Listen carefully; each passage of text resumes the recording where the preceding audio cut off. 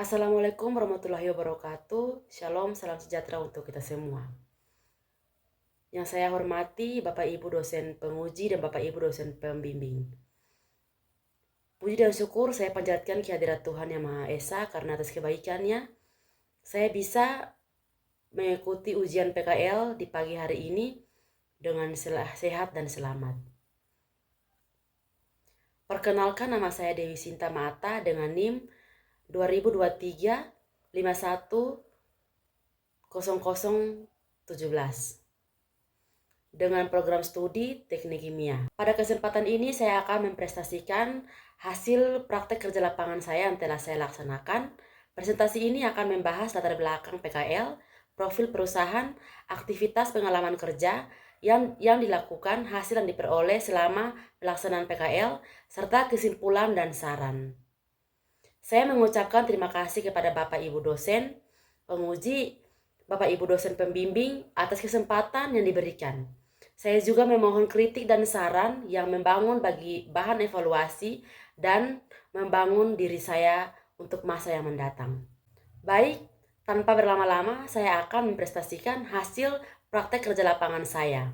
Terima kasih. Baik, yang pertama adalah latar belakang.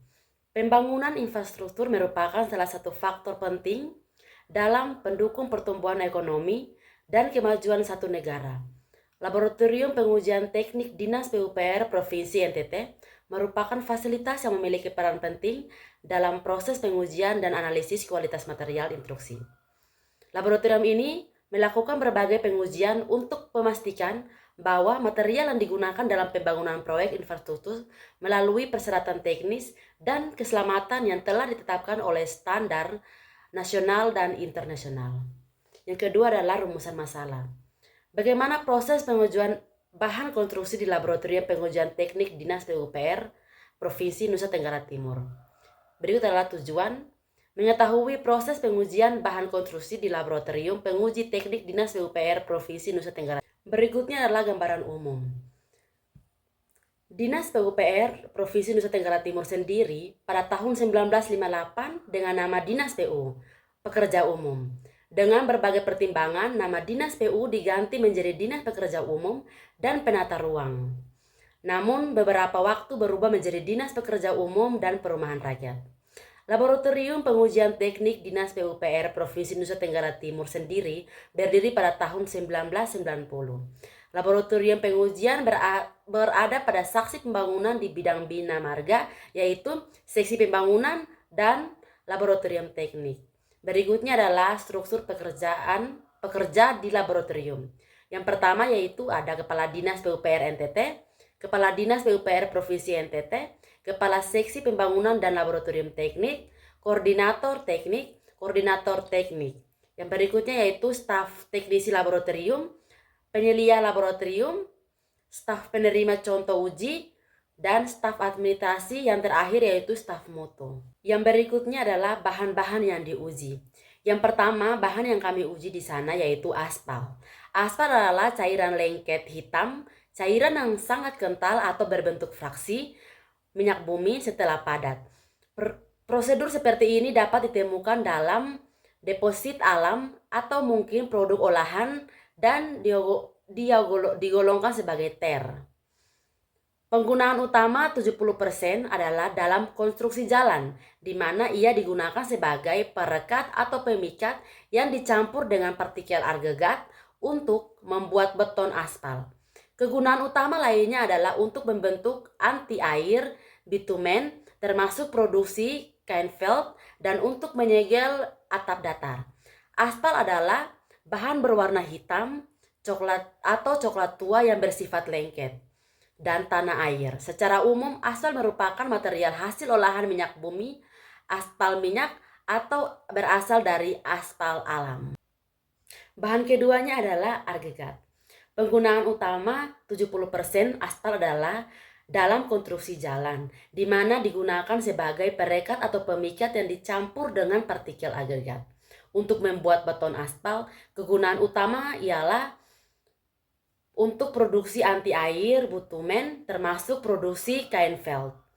Dan untuk menyegel atap datar, Aspal adalah bahan berwarna hitam pekat atau coklat tua yang bersifat lengket dan tahan air. Secara umum, aspal merupakan material hasil olahan minyak bumi, aspal minyak atau berasal dari aspal alam. Bahan ketiganya adalah tanah. Tanah adalah lapisan permukaan bumi yang berasal dari material induk yang telah mengalami proses lanjut karena perubahan alami di bawah pengaruh air, udara, dan macam-macam organisme baik yang masih hidup maupun yang telah mati. Tingkat perubahan terlihat pada komposisi struktur berwarna hasil pelapukan. Tanah adalah lapisan permukaan bumi yang berasal dari material induk yang telah mengalami proses lanjut karena perubahan alami di bawah pengaruh air, udara, dan macam-macam organisme baik yang masih hidup maupun telah mati. Tingkat perubahan terlihat pada komposisi struktur dan warna tanah hasil pelapukan. Bahan yang berikut adalah beton. Beton yakni campuran yang tersusun dari aneka material antara kerikil, semen, pasir, dan air dengan memakai bahan tambahan aditif atau tidak menggunakan bahan aditif. DPU Lembaga Penyelidiki Masalah Pembangunan menjelaskan pengertian mengenai beton yaitu satu campuran antara semen, hidrolik atau semen prolan, air, pasir, kerikil tanpa atau dengan campuran aditif yang membentuk suatu massa yang padat. Anatomi dan Nugraha 2017 menerangkan bahwasanya beton yang memiliki mutu baik setiap agregatnya diselimuti dengan campuran mortar. Namun pada pengujian kali ini, saya lebih sedikit menjelaskan tentang mutu pengujian aspal sesuai standar SNI. Yang berikutnya adalah penyiapan bahan. Sebelum pekerja membuat campuran rencana di laboratorium, bahan atau material diambil dari tempat penyimpanan material yang tersedia di laboratorium. Material yang digunakan dalam pembangunan campuran aspal beton antara lain agregat yang terdiri atas beberapa fraksi, yaitu fraksi kasar, fraksi sedang, dan abu batu atau batu alam. Yang berikut adalah bahan campuran. Pertama adalah agregat. Sebelum digunakan untuk pembuatan rencana campuran, bahan agregat lebih dulu harus dilakukan pengujian laboratorium untuk kesusiaan mutunya dan spesifikasi campuran beraspal panas. Seluruh analisis daringan agregat termasuk bahan pengisi harus diuji dengan cara basah atau mengalami ketelitian proporsi agregat sesuai dengan SNI. Yang berikutnya adalah gradasi agregat.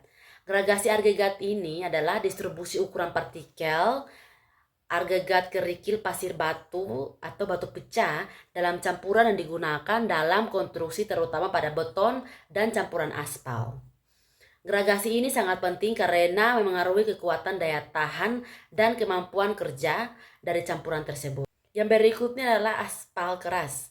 Sebelum dilakukan pembuatan rencana campuran, bahan aspal terlebih dahulu harus dilakukan pengujian untuk kesesuaian mutunya dengan spesifikasi campuran beraspal panas.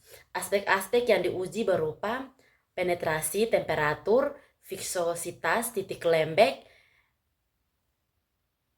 daklitas, kelarutan dalam tritroline, berat jenis, kadar parafin lilin. Yang berikutnya adalah pengujian. Yang berikut adalah bahan. Peralatan untuk perencanaan campuran laboratorium meliputi antara lain alat untuk pengambilan contoh bahan, timbangan, oven, alat pencampur, dan alat bantu lainnya. Untuk melaksanakan perancangan campuran, maka peralatan untuk pengujian di laboratorium harus sudah diklarifikasi peralatan pengujian pada laboratorium teknik Dinas PUPR yang telah dilakukan klarifikasi pada tahun 2024.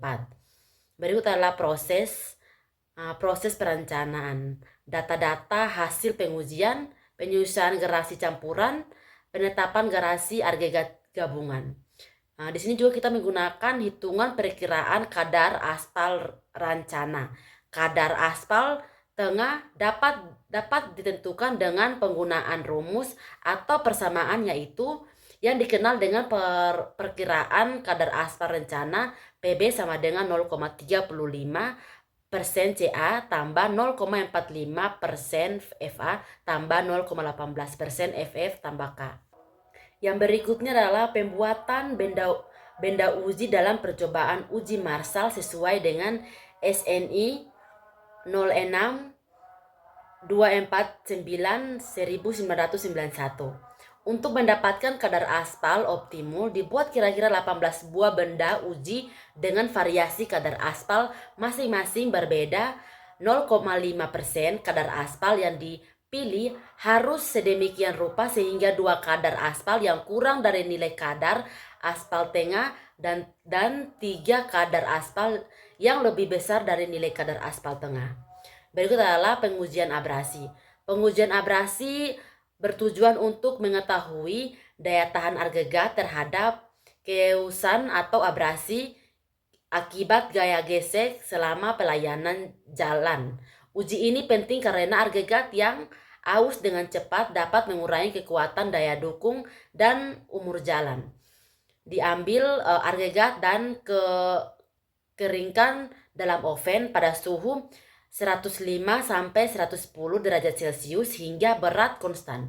Timbang agregat sesuai dengan ukuran dan berat yang disyaratkan. Masukkan agregat dan bola baja ke dalam drum mesin. Putar drum sebanyak 500 putaran atau sesuai standar. Yang berikutnya adalah mencari nilai Fn.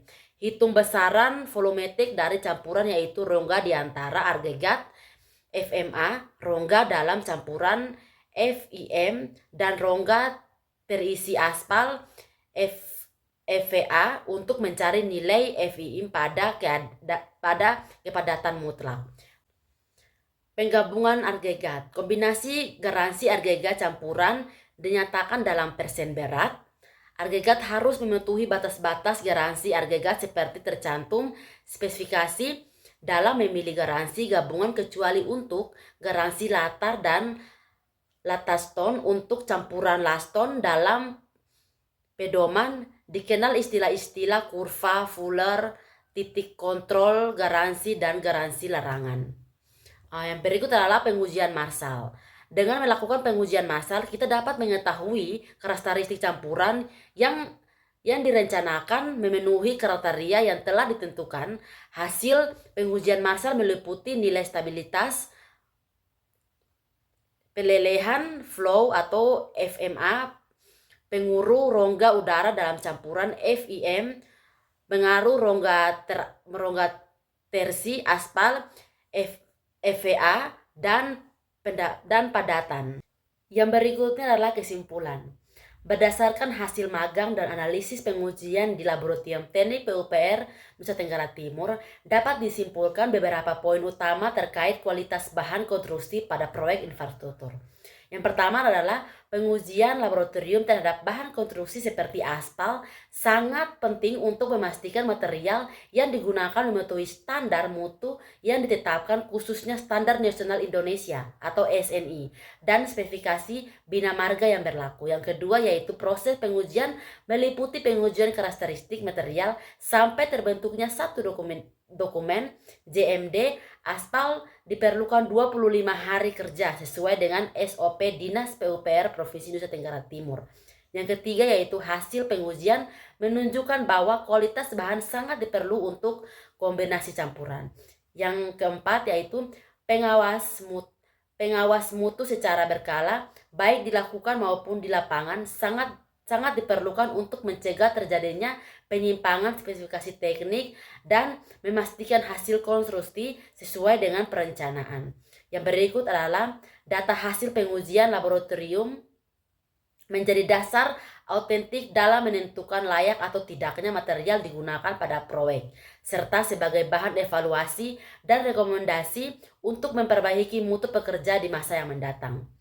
Pengalaman magang memberikan pemahaman praktis pada peserta mengenai pentingnya prosedur pengujian pengawasan mutu serta dokumentasi hasil pengujian serta sebagai bagian tak terpisahkan dari sistem manajemen mutu proyek infrastruktur.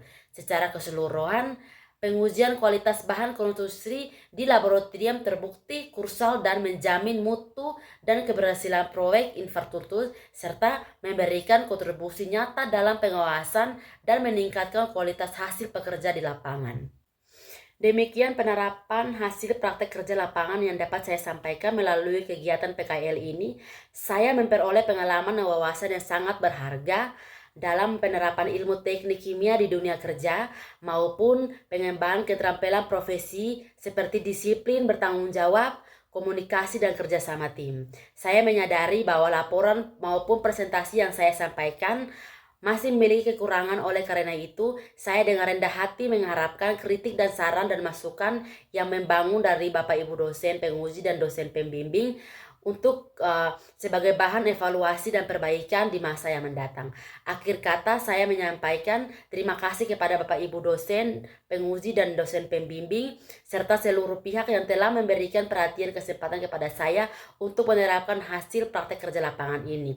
Sekian presentasi, saya mohon maaf bila terdapat kesalahan dalam menyampaikan hasil presentasi PKL saya. Terima kasih saya ucapkan kepada Ibu di tempat.